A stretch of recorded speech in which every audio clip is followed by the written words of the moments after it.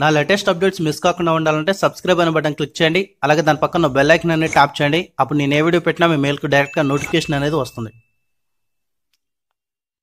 Hi friends, Rashtriya Ispat Nigam limited Visakhapatnam నుంచి ఒక notification release చేయడం జరిగింది. వైజాగ్ స్టీల్ ప్లాంట్ నుంచి నోటిఫికేషన్ వచ్చిందని చెప్పొచ్చు అండి. దాన్నే మనము రాష్ట్రీయ ఇస్పాత్ నిగమ్ లిమిటెడ్ అని చెప్పడం జరుగుతుంది, స్టీల్ ప్లాంట్ని. సో ఇందులో మనకు చాలా రకాల ఉద్యోగాలు అయితే ఇవ్వడం జరిగింది.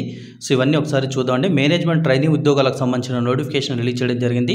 సో దీనికి బీఈ లేదా బీటెక్ చేసిన అభ్యర్థులు ఈ పోస్టులకు అప్లై చేసుకోవచ్చు. సిరామిక్స్లో 4 ఖాళీలు ఇచ్చారు, కెమికల్లో 26 ఖాళీలు, సివిల్లో 5 ఖాళీలు, ఎలక్ట్రికల్లో 45, ఇన్స్ట్రుమెంటేషన్ అండ్ ఎలక్ట్రానిక్స్లో 10 ఖాళీలు, మెకానికల్లో 77, మెటలర్జీలో 19, మైనింగ్లో 2 ఖాళీలు, ఓవరాల్గా 188 ఖాళీలకు ఈ యొక్క నోటిఫికేషన్ అయితే మనకు రిలీజ్ చేయడం జరిగింది. ఫ్రెండ్స్, మీరు ఫుల్ టైం మీ యొక్క బీఈ లేదా బీటెక్ అనేది 60% మార్కులతో పాస్ అయిన అభ్యర్థులు ఈ పోస్టులకు అప్లై చేసుకోవచ్చు. In case final year candidates అయినా కానీ అప్లై చేసుకోవచ్చు అండి. కాకపోతే ఇంటర్వ్యూ టైంలో మీరు ప్రొవిజనల్ సర్టిఫికేట్ కానీ, సో దానికి సంబంధించిన provisional certificate and mark sheets 2 కూడా ఒరిజినల్ మేము సబ్మిట్ చేయగలుగుతాం అంటున్నట్లయితే ఫైనల్ ఇయర్ చదువుతున్న అభ్యర్థులు కూడా ఈ పోస్టులకు అయితే అప్లై చేసుకోవచ్చు అండి.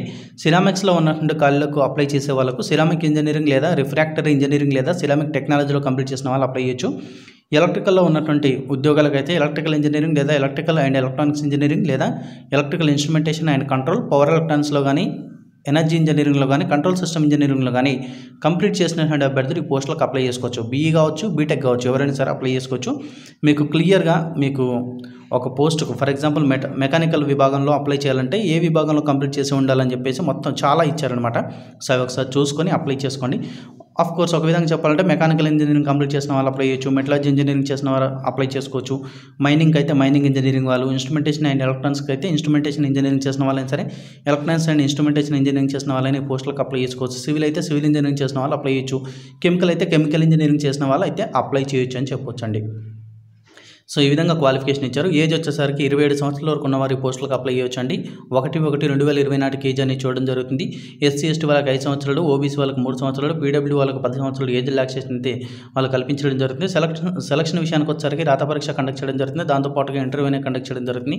ఆన్లైన్ టెస్ట్ వచ్చేసరికి మనకు general awareness, numerical ability and aptitude, general English, data interpretation, verbal and non verbal reasoning నుంచి మనకు రావడం జరుగుతుంది. అదేవిధంగా సపరేట్ పేపర్ అనేది మీకు రావడం జరుగుతుందండి. యాప్టిట్యూడ్ అండ్ టెక్నికల్ విభాగం నుంచి 100 ప్రశ్నలకు పేపర్ అయితే రావడం జరుగుతుంది అనమాట. ఓవరాల్గా మనకు ఈ యొక్క ఎగ్జామ్ అయితే కండక్ట్ చేయడం జరుగుతుంది. ఎటువంటి నెగిటివ్ మార్క్ కూడా లేదండి ఈ యొక్క రాత పరీక్షలో. మినిమం పాస్ మార్కులు వచ్చేసరికి 50% మార్క్స్ వస్తే మినిమం పాస్ అయినట్లు అనమాట. ఎస్సీ ఎస్టీ పీడబ్ల్యూ అయితే 40% మార్క్స్ స్కోర్ చేసినా కానీ పాస్ అయినట్టు అనమాట. ఇందులో నెగిటివ్ మార్క్ కూడా లేదండి. ఆన్లైన్ టెస్ట్ వచ్చేసరికి మీకు హైదరాబాద్లో కండక్ట్ చేసే అవకాశం ఉంది తెలంగాణ వాళ్ళకైతే. సో ఏపీ వాళ్ళకైనట్లయితే మనకు ఏపీలో చాలానే ఇచ్చారు. రాజమండ్రి, విజయవాడ, విశాఖపట్నం, విజయనగరం ఇచ్చారు. ఆల్ ఓవర్ ఇండియాకి చెందిన అభ్యర్థులు ఎవరైనా అప్లై చేసుకోవచ్చు. కాబట్టి భువనేశ్వర్, చెన్నై, ఢిల్లీ, ముంబై, కోల్కతా, పాట్నా, రాంచీ ఈ యొక్క ఏరియాస్ను కూడా మనకు ఎగ్జామినేషన్ సెంటర్స్గా ఇవ్వడం జరిగింది. సో దాని నుంచి ఆన్లైన్ టెస్ట్లో వచ్చిన మార్కుల ఆధారితంగా ఇంటర్వ్యూకి అనేది పిలవడం జరుగుతుంది. ఇంటర్వ్యూ అయిపోయిన తర్వాత మీకు 1 ఇయర్ ట్రైనింగ్ ఇవ్వడం జరుగుతుందండి. సెలెక్ట్ అయిన అభ్యర్థులకు ఆ 1 ఇయర్ ట్రైనింగ్ అయిపోయిన తర్వాత పర్మనెంట్ చేయడం జరుగుతుంది. 1 ఇయర్ ట్రైనింగ్లో మీకు పే స్కేల్ వచ్చేసరికి 20,600 రూపాయల నుంచి 46,500 రూపాయల వరకు మీకు పే స్కేల్ ఉంటుంది.